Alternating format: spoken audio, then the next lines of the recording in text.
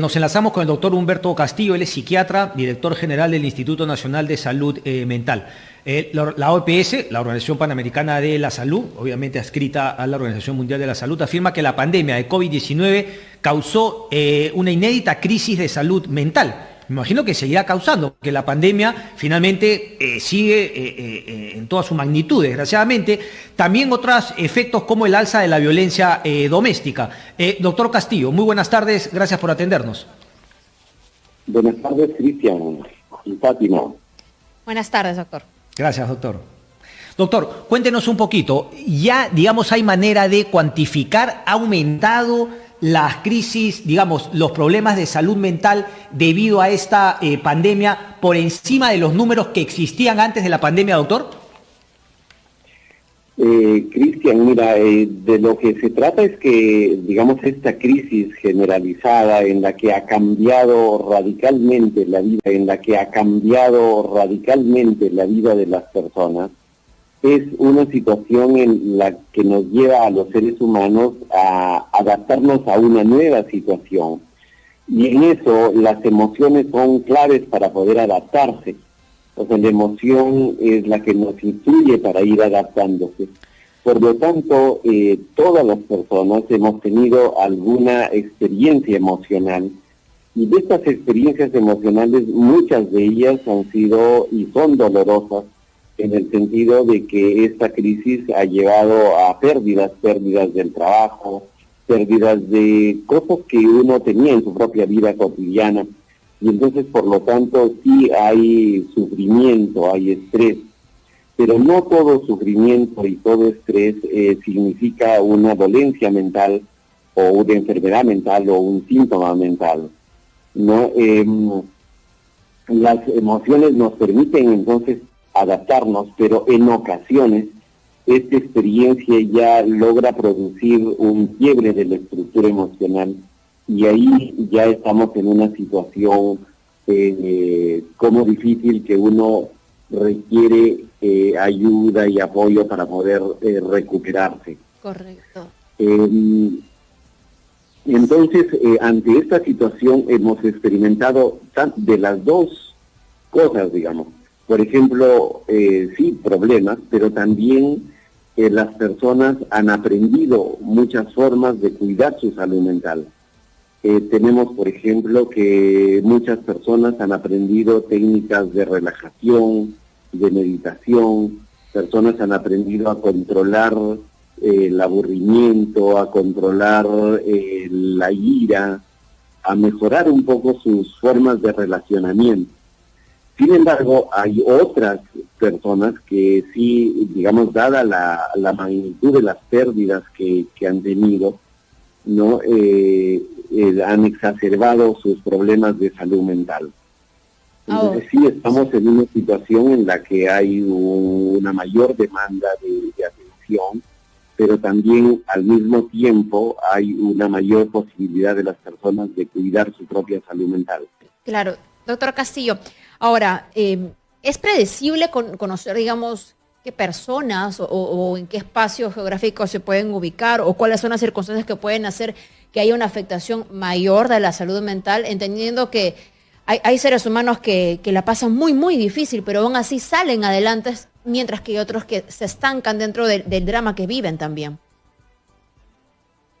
Sí, eso, Fátima, es importante diferenciar, porque una cosa es la magnitud del problema, de la realidad que la persona vive.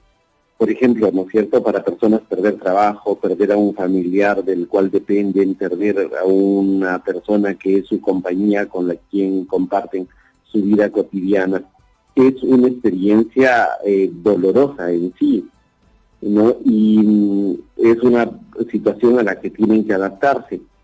Entonces, este es un sufrimiento producto de la realidad, pero a veces también hay personas que sufren no por la realidad misma, sino por cómo lo están interpretando esa realidad, porque ya hay algunas distorsiones en su forma de comprender, de entender la vida. Y estas personas sí, con algo de apoyo, de una conversación que le permita ver las cosas diferentes, tal vez en algunos casos algunas formas de consejería pueden ayudarle. Y el tercer grupo más está en cuando ya hay una afectación de su propio sistema emocional, del componente biológico, digamos, y ellas sí son las que requieren un tratamiento, como es el caso de personas que entran en una franca depresión o personas que activan un trastorno de ansiedad, un trastorno de pánico, por ejemplo, ¿no? Estas personas sí requieren ya un apoyo, incluso a veces farmacológico o psicoterapéutico, que se tiene que brindar con apoyo de los servicios de salud. Que ahora se está viendo en otros países con mayor número de incidencia en el personal de salud. Y que puede rebotar acá también eso. Sí, claro, el personal de salud en general, sobre todo el personal pues que está en la primera línea enfrentando el problema, de hecho está expuesto principalmente a una sobrecarga de trabajo, ¿no? Por un lado. Luego está expuesto a una serie de situaciones emocionales, digamos, como por ejemplo estar lidiando con la muerte de los pacientes, con el sufrimiento que van expresando las personas que están hospitalizadas, y ese tipo de experiencias, cuando el profesional no las maneja de forma apropiada, terminan minando su mente, su alma, y a veces activando también problemas de carácter ansioso depresivo, ¿no? Entonces sí, es una situación que justamente por estar expuesto a muchas formas de dolor, y si las personas no están muy entrenadas en manejar el dolor, poder deslindar un poco el dolor de las personas y poder separar el tema de ayudar y de la empatía al de activar nuestros propios sufrimientos. Entonces por ahí hay un tema que cada vez lo están manejando, yo diría, mejor, ¿no? Sí, sí. Pero doctor, igual digamos la necesidad de que acompañando a esos profesionales en la primera línea de respuesta frente a la pandemia, le den también la importancia de vida a justamente este estrés emocional que podrían sufrir enfermeras, médicos, y pues que tenga una persona de alguna manera monitoreando. Esto se hacía en otros países, ¿no? En España, en Italia, recuerdo haber leído que había una psicóloga, un psiquiatra, digamos, cerca a el personal profesional de primera línea para justamente evitar cuando se veían estos primeros signos de un estrés. Eso sería fundamental, pero no sé si es que tenemos los profesionales a la mano o si es que se le da la debida importancia, no se le daba antes, quizá ahora esta pandemia sea una oportunidad para que se le dé. Sí, Cristian, en general, mira, incluso había una línea, o hay una línea telefónica para que se puedan comunicar, pero también se está organizando en los propios hospitales, porque los hospitales, la mayoría de hospitales tienen equipos de salud mental, tienen sus psiquiatras, psicólogos que están participando, y entonces sí va viendo un poco este tema y un cuidado también de la salud mental. Pero, digamos, es importante el entender acá que el cuidado de salud mental es un elemento, pero el elemento principal, digamos, tiene que ver con que las personas mejoren sus propios métodos de trabajo, y eso lo están logrando generar espacios de descanso, espacios de relajamiento, ¿no? Es un trabajo que uno va aprendiendo a hacerlo también, ¿no?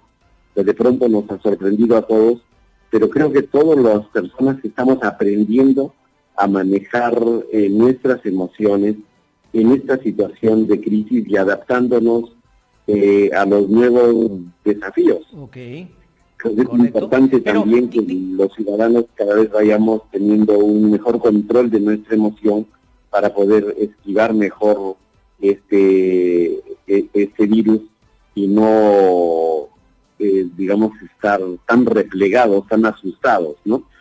Entonces, Correcto. por eso la Pero emoción... justamente por ese tema, entonces, Sí. digamos, ¿a usted le preocuparía más una persona que finalmente dice, no, aquí no ha pasado nada, yo estoy cañón, no me ha afectado? O una persona que diga, bueno, sí, ¿sabes qué? La verdad tuve 2 o 3 semanas en las cuales me vine abajo porque la verdad ha cambiado mi vida, ¿no? La manera como me relaciono, mi trabajo, finalmente no puedo salir a la calle, antes hacía una vida social tremenda, pero bueno, tuve 2 semanas malas y ahora de alguna manera he aceptado los cambios que esta pandemia trae. Es decir, yo veo mucha gente que me dice, no, tranquilo, pasa piola, esto está cañón, pero me llama la preocupación de que por ahí la caída, mientras más se niegue un cambio en la realidad, en la vida de las personas, la caída vaya a ser un poco más grave, más peligrosa, más difícil de superar. ¿Tiene algo de sentido?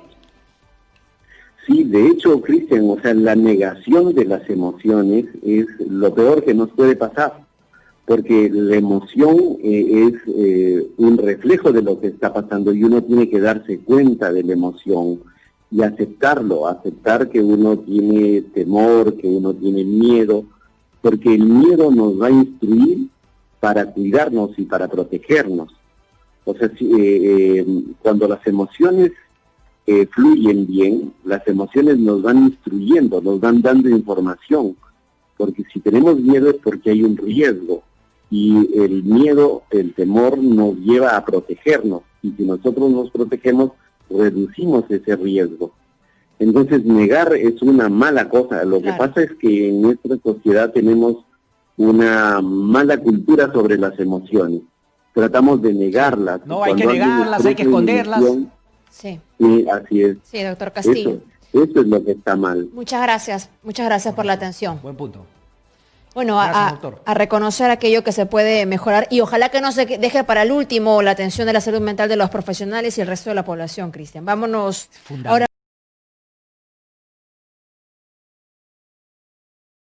Gobierno del Perú, el Perú primero.